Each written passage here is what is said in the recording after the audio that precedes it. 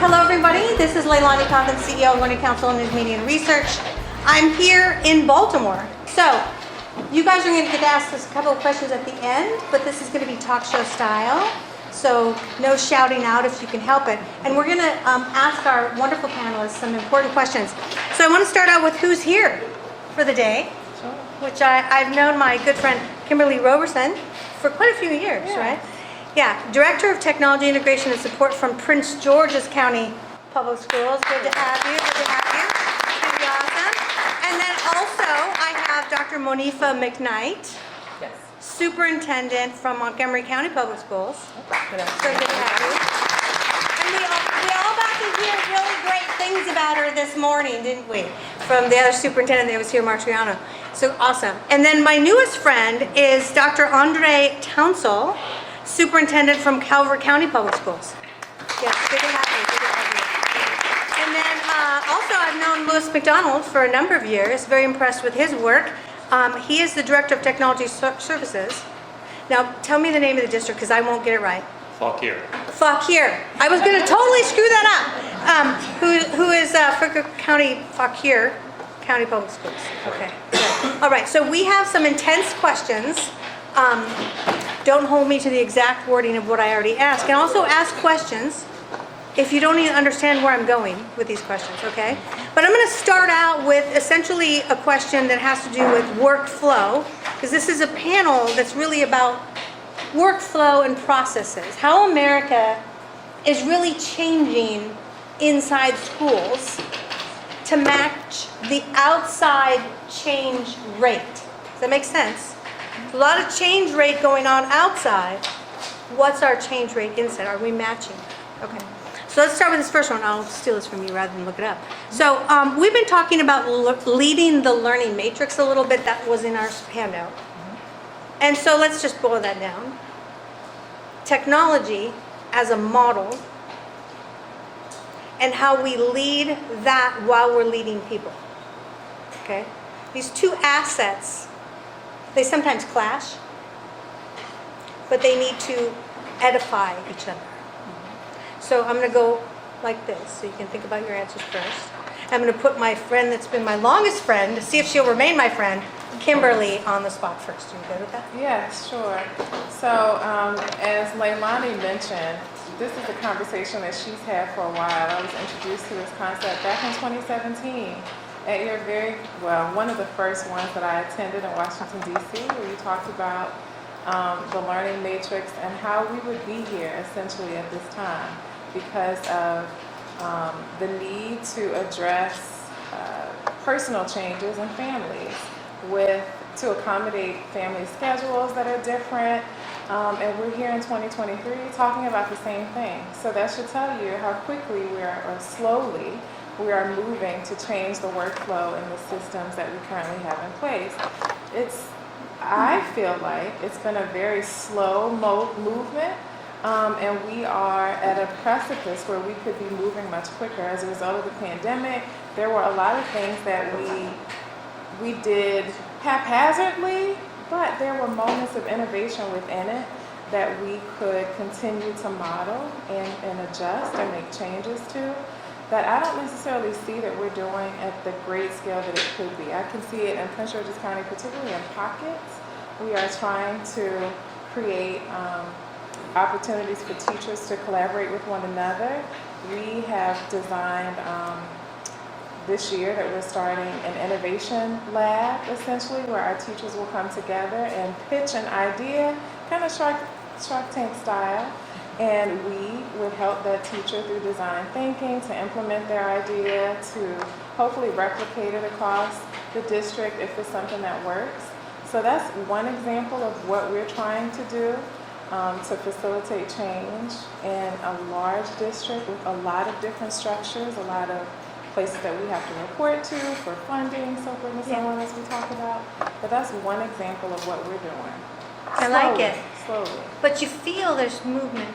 There is. That's all I can ask for. There is. Yeah. I love it. I love it. Okay, good. All right, Dr. McKnight, what is your thinking on the same, whichever tangent you want to go? Sure. So good afternoon, everyone. Again, thank you for having me, and such an important question to ask, and to ask that question today puts us all into reflection of every time there's been any significant change happening in our society, we have felt this need to catch up, right?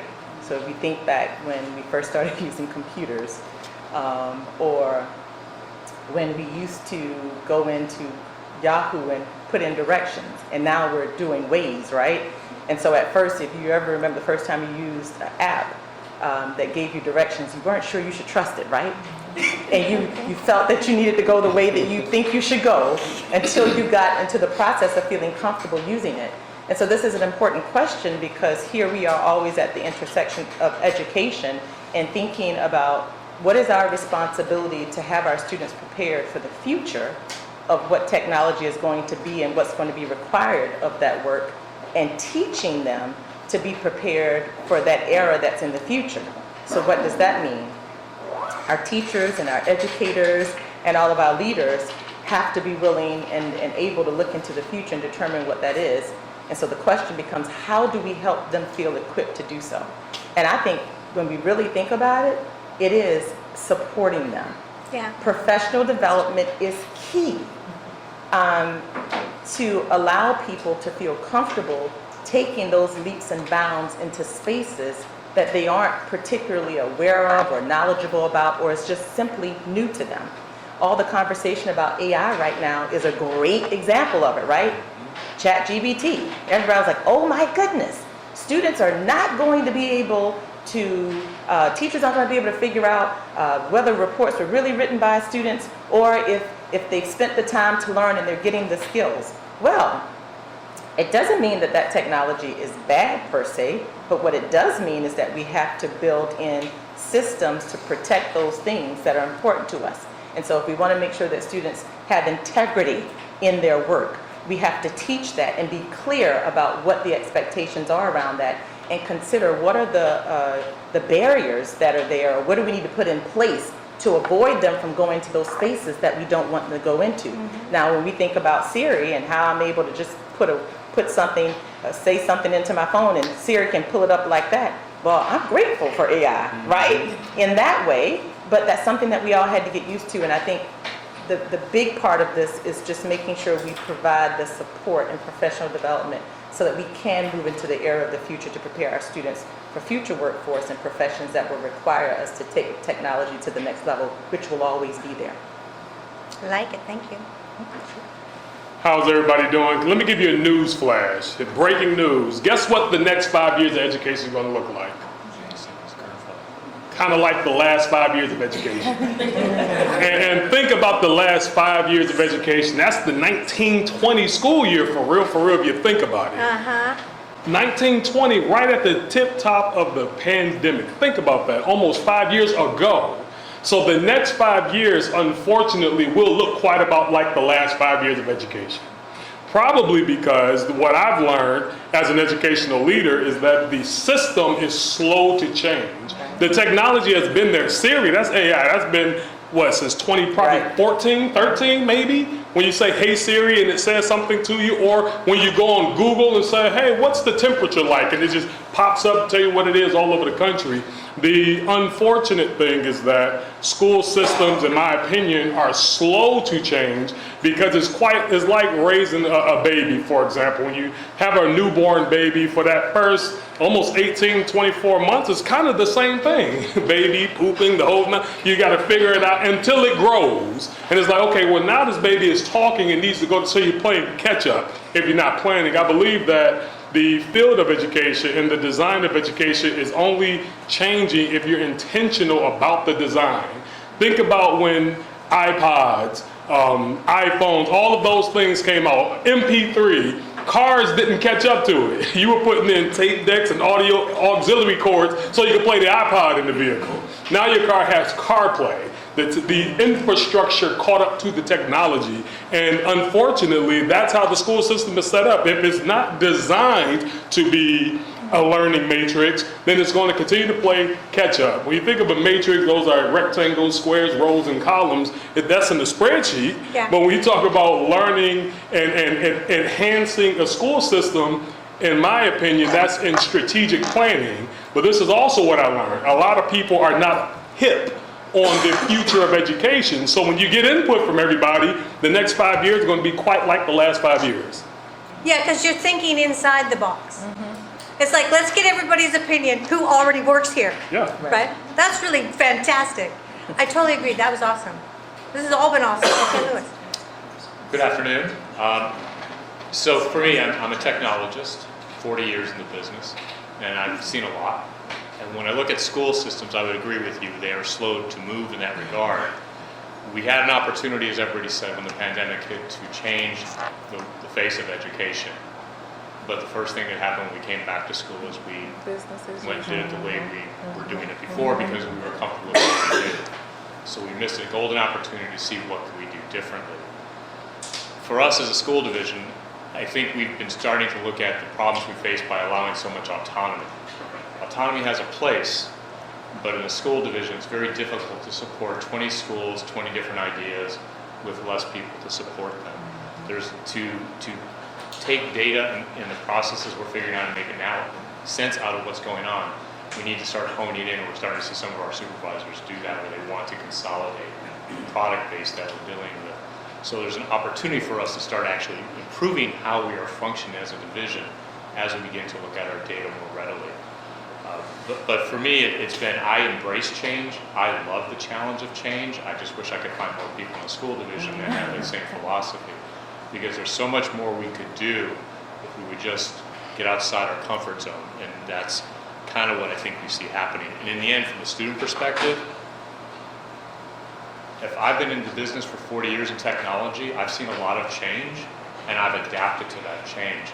So the one skill we can give all our students is how to adapt to where they're going, because we do not know what those jobs are going to be.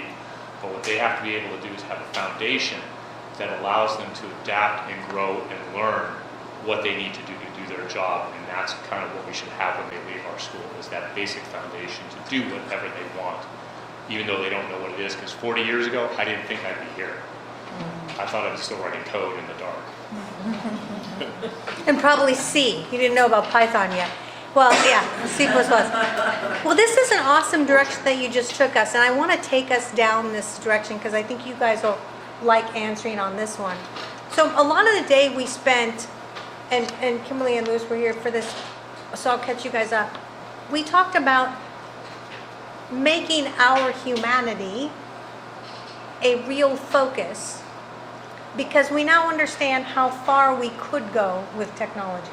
Now that's a statement I have to qualify, because a true software model architecture where all the pieces are integrated and the full curriculum path is laid down end to end, so nobody has to do any planning and the teacher intersection is managed.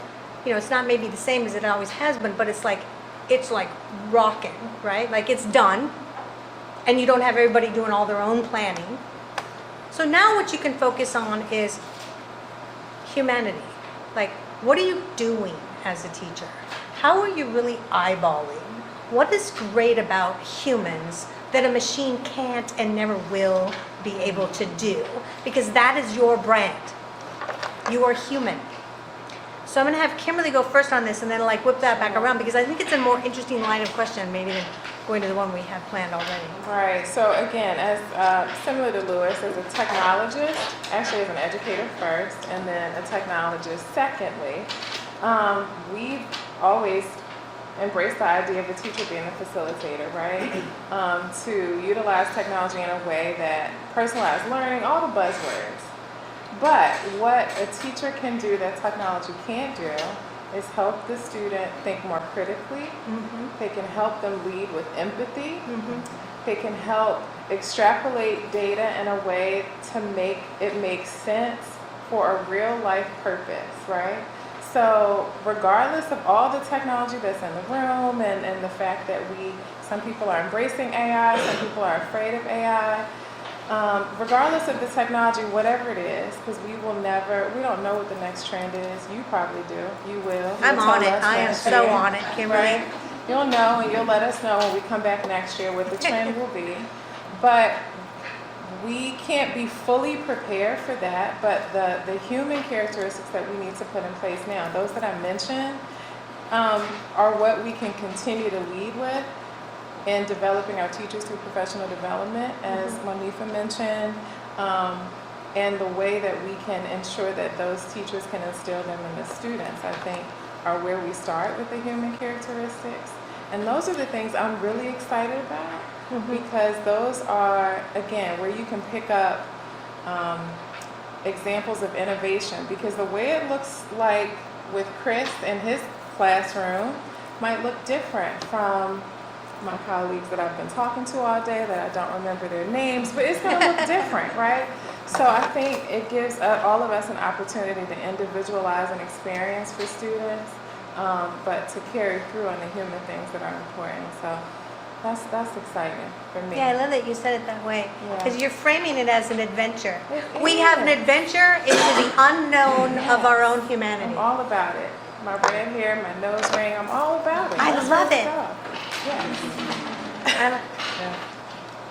I'd say that the humanity part is so key to the profession, and if we didn't know it before, we certainly know it now, because when we had almost 2 years of interrupted learning as a result of COVID-19, our children came back to us very impacted human beings, and it was only the humanity of it that allowed us to see that we just could not walk back into the classroom and continue business as usual, because they were changed. We read articles that said that children of all ages had experienced death more over the last 2 years than ever in our history. And so they were changed human beings coming back into our classrooms.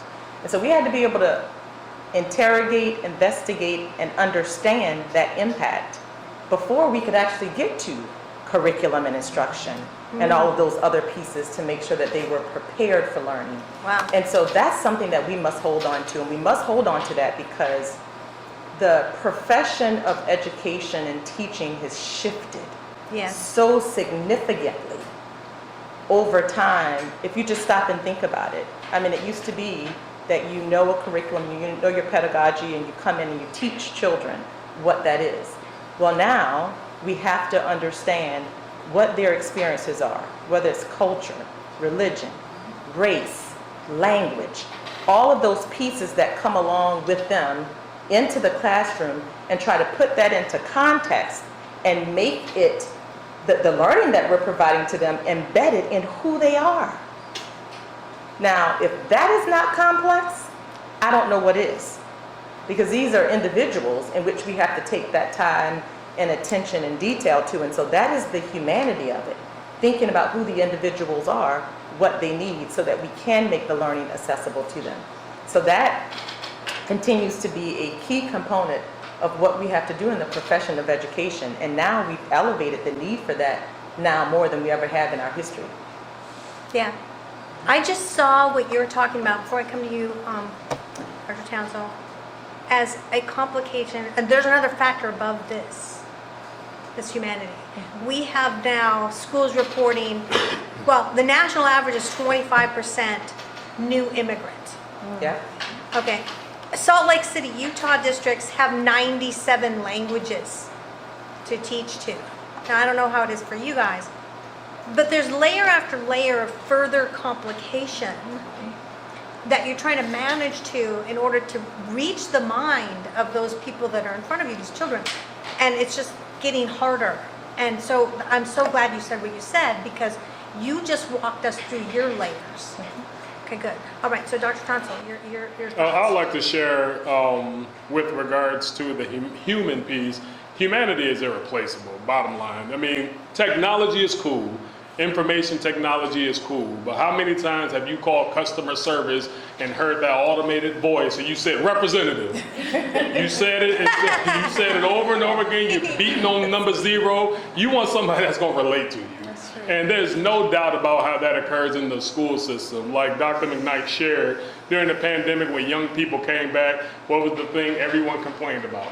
Social skills. Young people not communicating in effective manners to be productive, that's going to contribute to increased test scores, so to speak.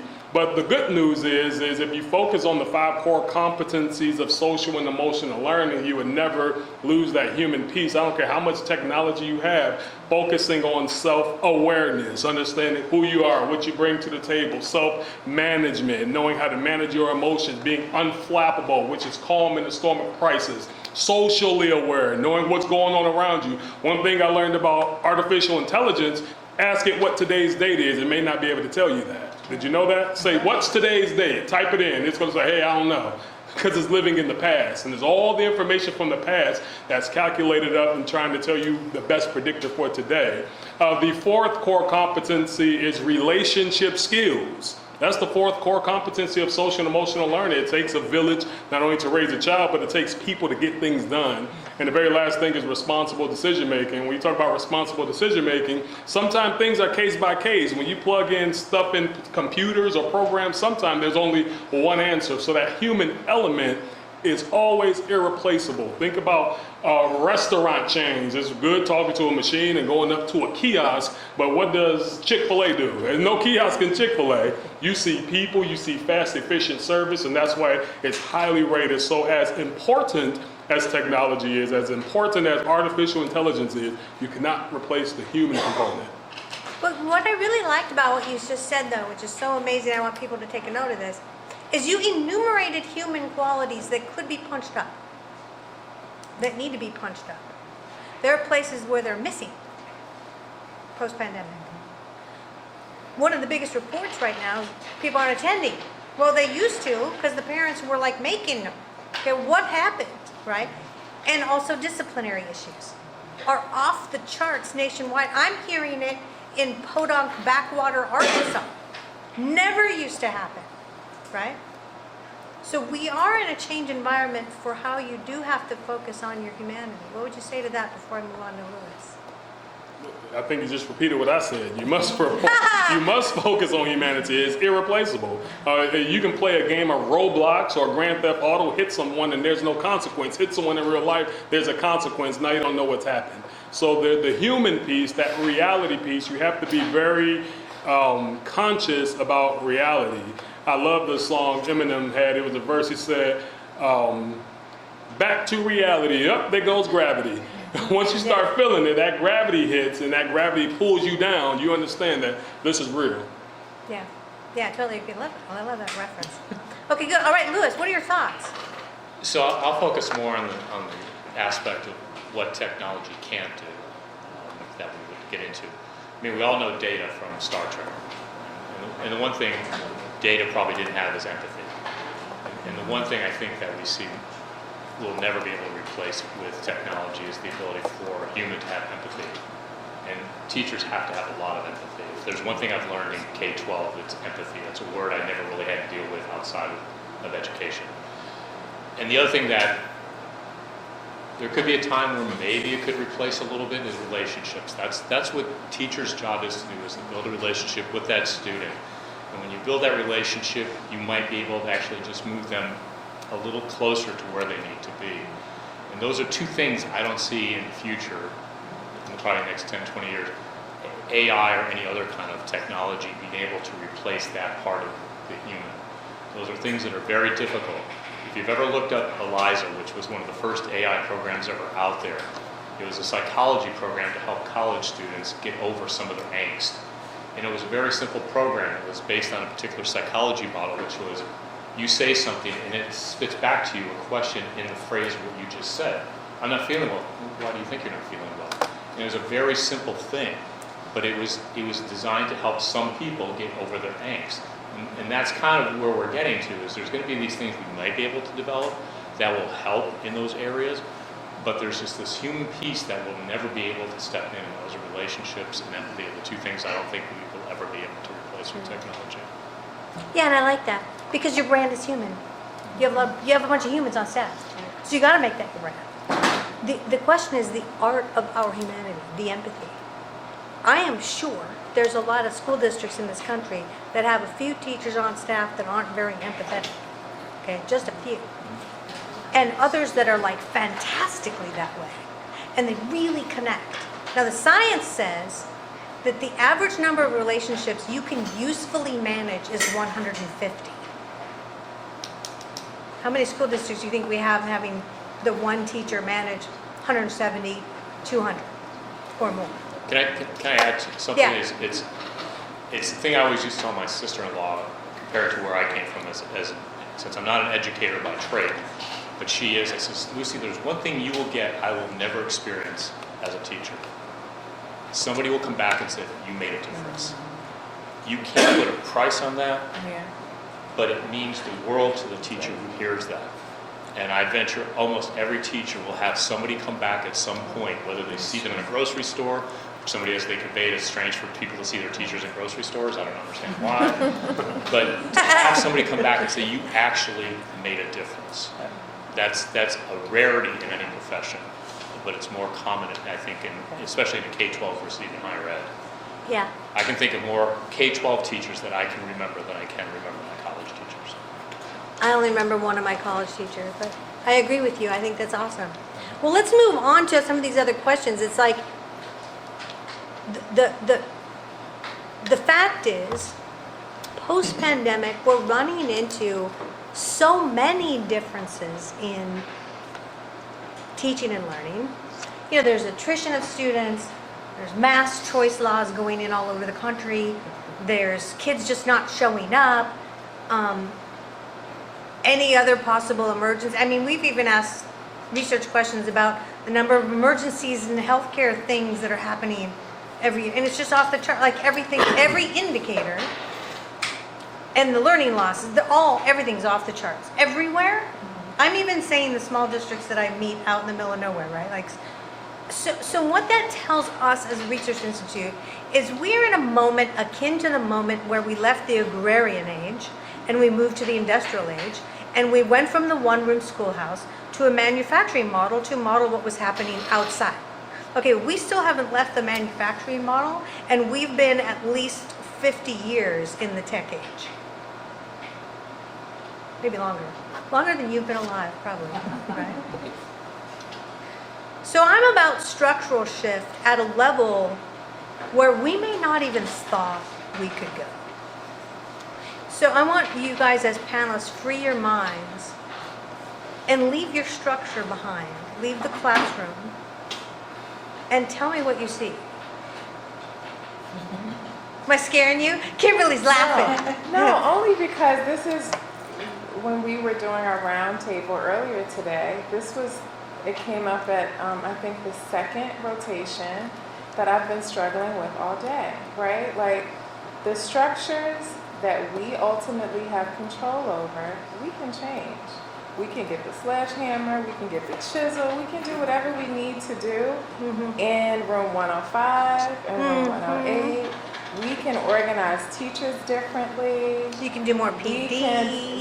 We can put more funding toward a certain program, so forth and so on, right? We have that control within a building, within a school district even.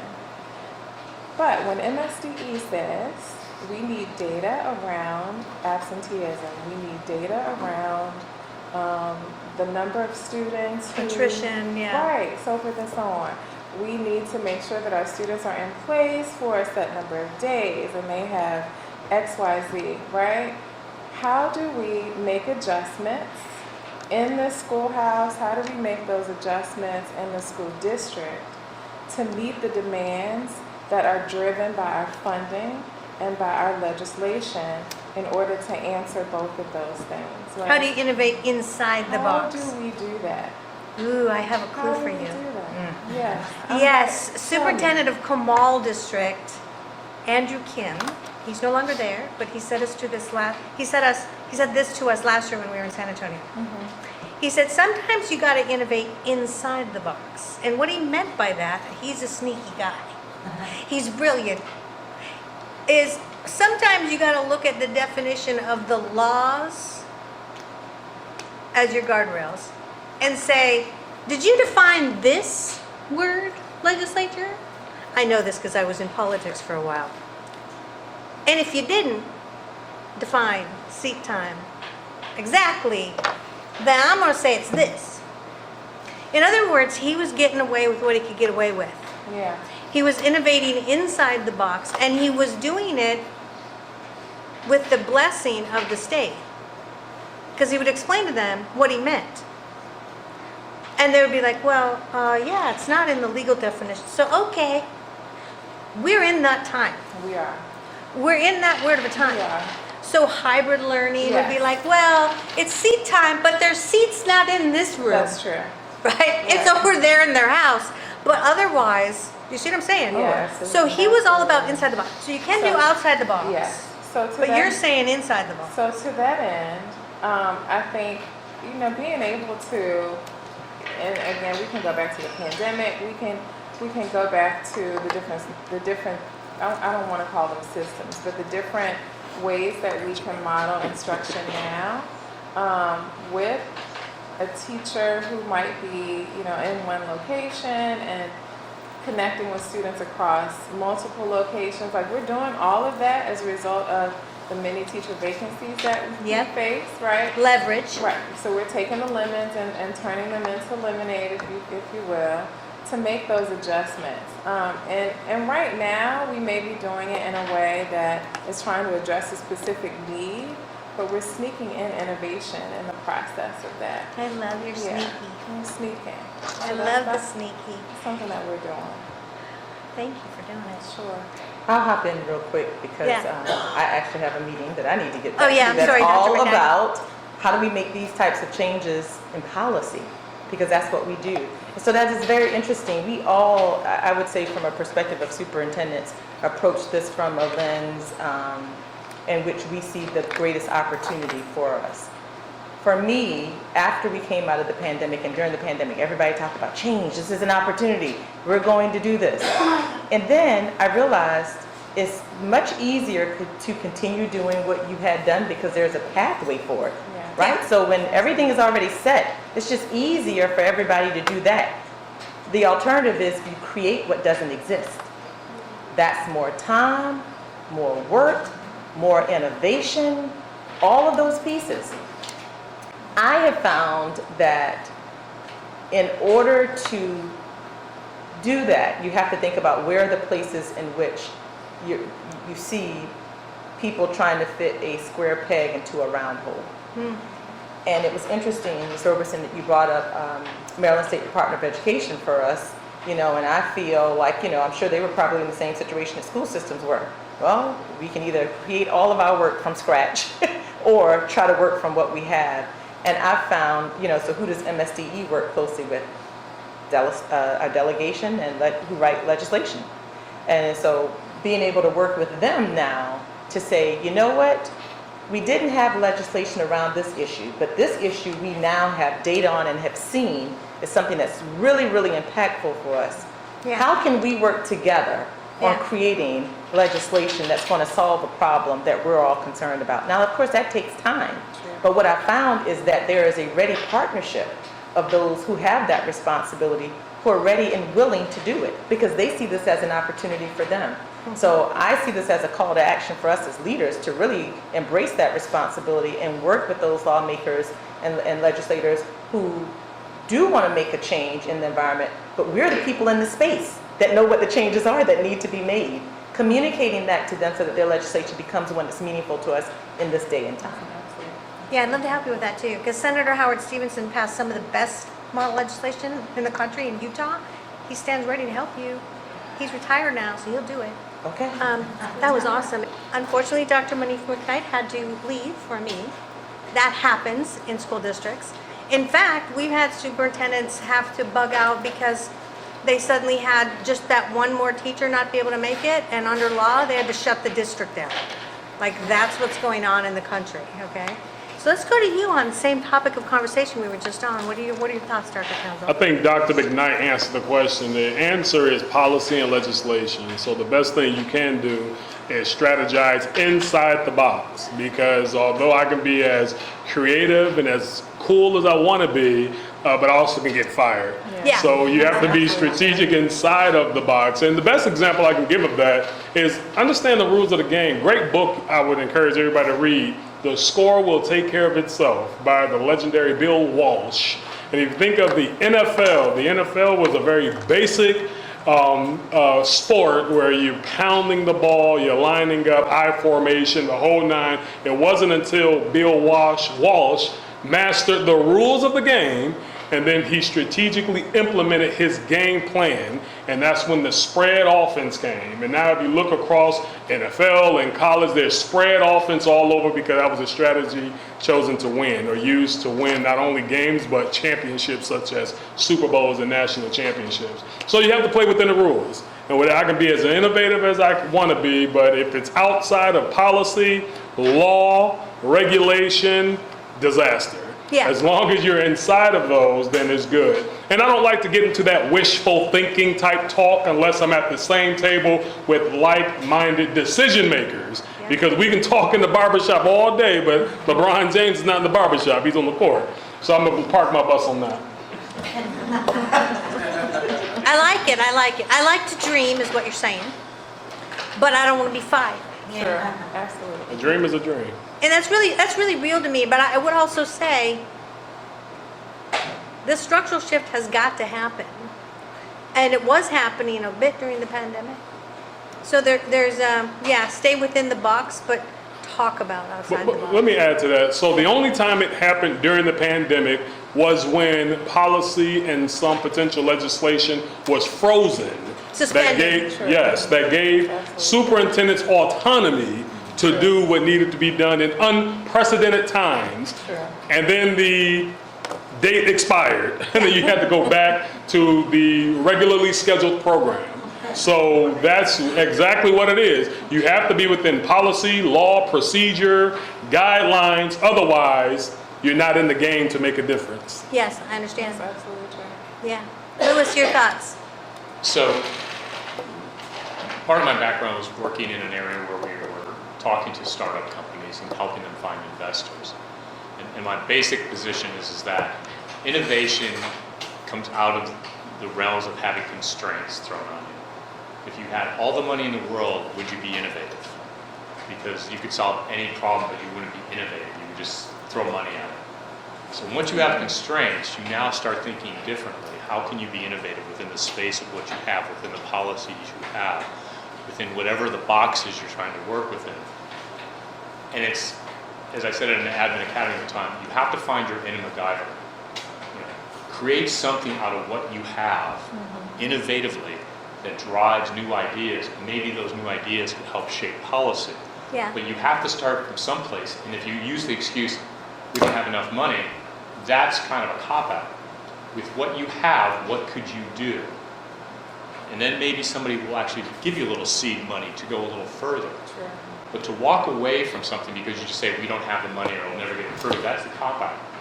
Use what you have available to you and say, what can I demonstrate or show somebody?